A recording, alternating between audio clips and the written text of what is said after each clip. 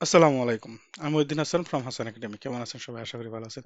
আজকের এই লেকচারে আমরা দেখব ভিলুকআপ এবং ট্রিম ফাংশনের একটা মজাদার টিপস অ্যান্ড ট্রিক্স।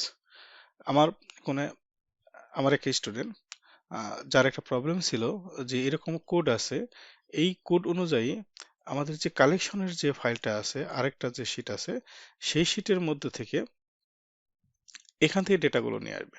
বাট এখানে যে কোডগুলো আছে, আমাদের যে লুকআপ যে ভ্যালুগুলো আছে, সেখানে আমাদের ডেটাগুলো আছে, বাট তারপর নট অ্যাভেলেবেল দেখাচ্ছে।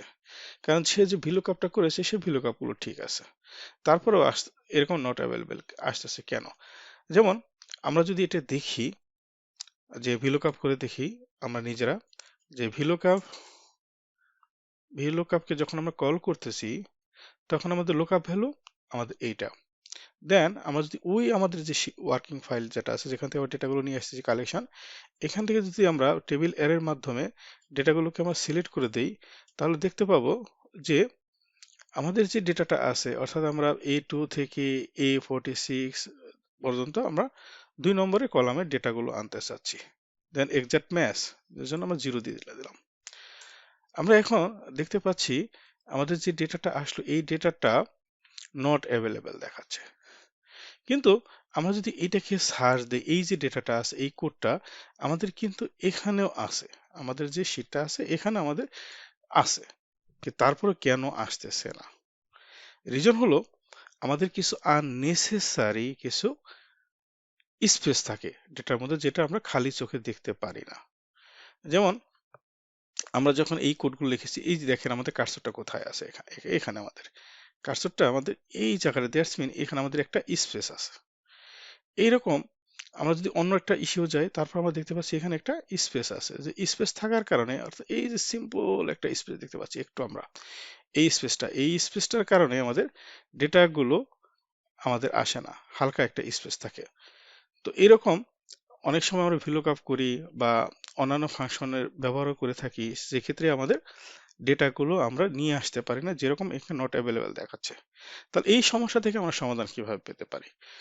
আমরা জাস্ট আমাদের এই যে কোডগুলো আছে এবং এখানে যে কোডগুলো আছে, এই কোড থেকে আমাদের আননেসেসারি স্পেসগুলো বাদ দিতে হবে। তাহলে আমরা কিভাবে করতে পারি? আমরা জাস্ট সিম্পল একটা ফাংশনের মাধ্যমে করতে পারি, trim function, TRIM, trim function. অর্থাৎ এই ট্রিম ফাংশন কি করে? আপনার আননেসেসারি স্পেসগুলোকে রিমুভ করে দেয়।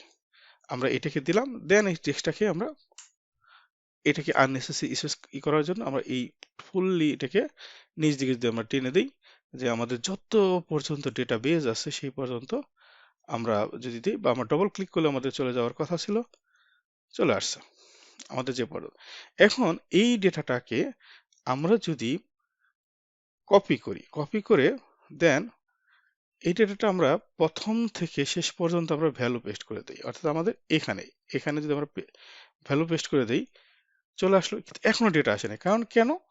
আমাদের এই যে যেখান থেকে ডেটা আসছে, এখানে আমাদের কিন্তু এখনো এই কোডগুলোতে, অর্থাৎ এই কোডগুলোতে আমাদের এখনো আননেসেসারি যে স্পেসগুলো আছে, সেই স্পেসগুলো রয়ে গেছে।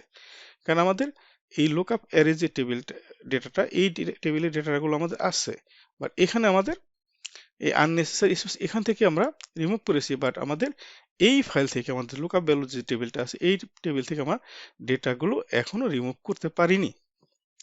তো যার কারণে আমরা যদি এটারও ডেটাগুলোকে জাস্ট ট্রিম করে আমরা দেই, ট্রিম ফাংশনকে আমরা যদি কল করি, তাহলে আমরা এই যে এখানকার স্পেস আমাদের চলে যাবে। আমরা যদি এখানে করতাম সবচেয়ে ভালো হতো, তাহলে আমরা এটাকে আমরা ক্লিক করলে আমাদের চলে যাবে। এখানে করলাম, আমরা এই কলামটা করলাম, যেন আমরা এই কলামটাকে বাদ দিয়ে দিই। এই কলাম থেকে আমরা ডেটাগুলো এখন ডবল ক্লিক করে, অর্থাৎ এই যে প্লাস চিহ্ন আসার পর ডবল ক্লিক করার পরে এখন এই ডেটাটাকে আমরা কপি করে এই জায়গাটা ভ্যালু পেস্ট করে দিই, আমরা ভ্যালু পেস্ট। তো এই যে আমরা যে লুকআপ অ্যারে যে টেবিলটা ছিল, এই টেবিলে যদি আমরা এখন আমাদের এটা কিন্তু দরকার নেই, কারণ আমরা অলরেডি ডেটাগুলোকে ট্রিম করে দিয়েছি। এবং কি আমরা যদি আমাদের ওই যেখানে আমরা ডেটাগুলো নিব, ওই ফাইলে যদি যাই, আমরা দেখতে পাচ্ছি এখানে আমাদের ডেটাগুলো সব চলে আসছে।